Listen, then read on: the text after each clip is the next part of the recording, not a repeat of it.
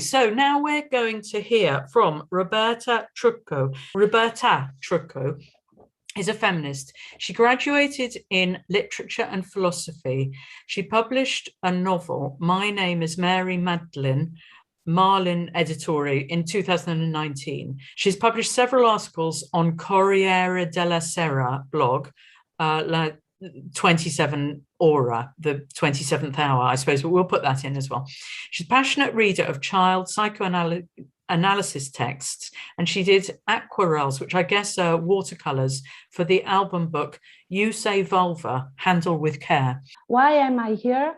Probably because I wrote a novel, My Name is MAry Magdalene, published by Marlin editore in 2019, in which I face the complex issue of surrogacy. I ran into surrogacy many years ago, and this topic had a very strong impact on me. It was a physical sensation that really hit me in my womb when first I heard about it. I felt a scream coming up from my belly, saying that this practice was unacceptable. And it seems to me that it was so clear how unacceptable it was, and I wondered why people couldn't see it. However, I realized in a short time that it was like that. People seem to be convinced by the narration that it is an act of love, the most beautiful act of love, to give birth to babies for other couples who can't have babies on their own.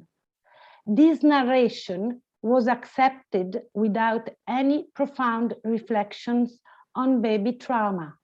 No one tried to put him or herself in the position of the baby. No one was used to give words to the life that was coming out.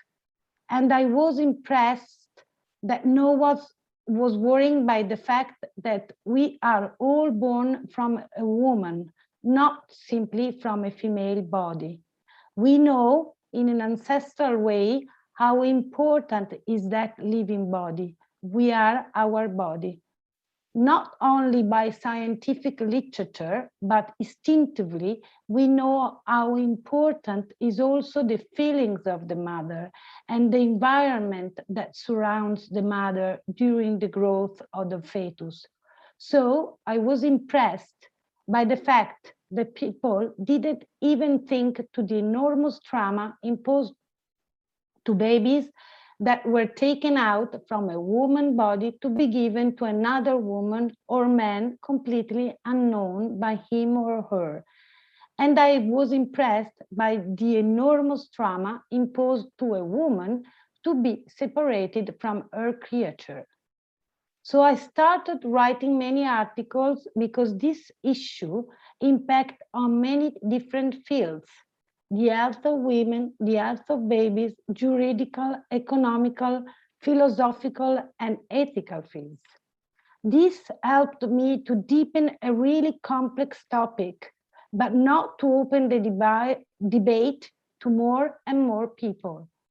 I was convinced that we all have to discuss about this practice because this is the root of the great social change we are living. We are at an epochal crossroads. The answer we will give to this will mark the very sense of being human. So I began to think that it was important to reach the heart of the young generation, and the best way to achieve it was to write a novel. First of all, I am a mother, and I wanted to reach the heart of my daughter and son without ethical issue or moral issue, but through recalling an ancestral language that belongs to everyone since ever. The knowledge and the awareness of the importance to give birth through women's body, the entire physical and emotional body, is still alive. But for how long? If we separate motherhood definitely into many separate processes, what will happen of the unconscious knowledge that has passed through women's body for millennia? I wanted to create a reaction based on this question.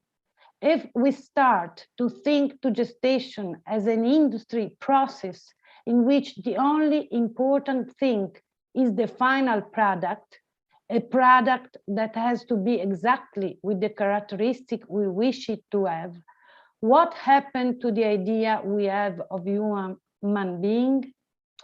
In my novel, the main character, MAry Magdalene, I choose this name not at random, but I have no time to explain why I choose it, is a young girl who grew up in Los Angeles, where commercial surrogacy is legalized.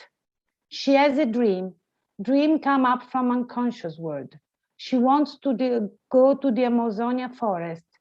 She wants it so much that when she discovered that she is excluded from the scholarship that would allow her to go, she recklessly decides to become a surrogate mother to achieve in few months the amount of money that will allow her to make the journey anyway.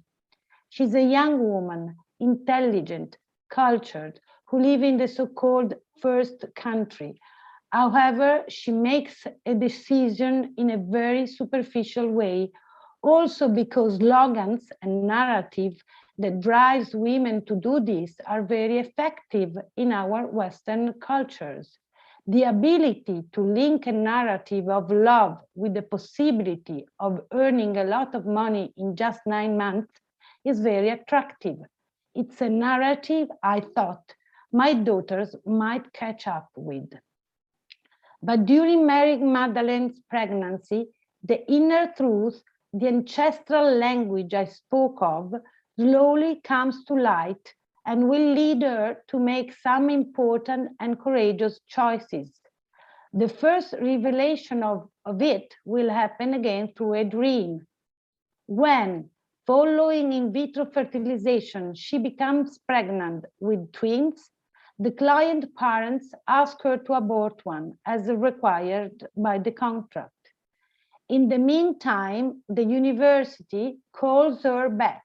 She can participate to the project. This is the moment when MAry Magdalene decides to leave to escape abortion. One of the client parents is displaced by the girl's determination, falls into a deep crisis, and decides to follow her to Amazonia forest. They will be joined by a nurse and a young anthropologist, and together they will reach a mission of nuns in northern Brazil. Immersed in the ancestral rhythm of the indigenous people, they will find the answer they look for. The main character journey is a parallel journey, inside and outside, where the outside and the inside are not separated. The characters, each one in his own way, will find that the ancestral knowledge of the so-called primitive peoples can save us. There is no technology that can teach us to live. We are the best technology ever. This is the achievement they receive from indigenous wisdom. Of course, the deep bond that exists between motherhood and the earth nature unfolds through events and in the end becomes evident. The inspiration to send my protagonist to Amazonia forest, where Iguanas people live, comes from a book I read, written by Jen Ledloff, entitled The Continuum Concept, written in the 70s of the past century. This same book accidentally appears in the protagonist's hands during the development of the plot. Jen Ledloff, in her book, elaborates the concept of the continuum. I quote some of her words. We are destroying our future. It is the breaking of the initial balance, the violent separation between mother-child since the first instance of life, and then repeated more and more to produce uprooted, anxious, insatiable, dependent, aggressive individuals in our world that we proudly call the first. The Western civilization, accelerating, deprecating, and above all, devastating the childhood from birth, has interrupted the natural evolutionary process, entering in a self-destructive spiral. She observes that endogestation and exogestation is a biological necessity, closely connected with the mental balance of the individual and with the integrity of the human group to which one belongs. To all the women that has listened to me today, I want to say, you are trees of a great forest. In you flows the ancestral life that comes up from the roots and pushes the branches upwards and gives the shape to the foliage and to the always different landscape. Without each of these trees, the planet dies. I was surprised by the fact that many words that we usually use, like freedom and love, the words that we use for the community were completely destroyed, or for me was assuming a meaning, and for others completely different. And this is the time we are living also in. So I wanted to find the way to reach the belly. I say the belly because I'm sure that women know what the importance of the knowledge that inside our body, all women, no means if they are children or not, we are born from that body, that person, and we know it. Also men knows it because they come from that. So but the only way was really to try to write a novel just to reach that belly, just because we have to go to another language, because now the words we use for someone represent the same meaning, for others completely different. In my group, we had a very strong conflict, very strong, when we were talking about this issue. No one wanted to treat the issue of surrogacy because they know that it was going to fight. And it happened, still now. So I thought it was important to try to do this.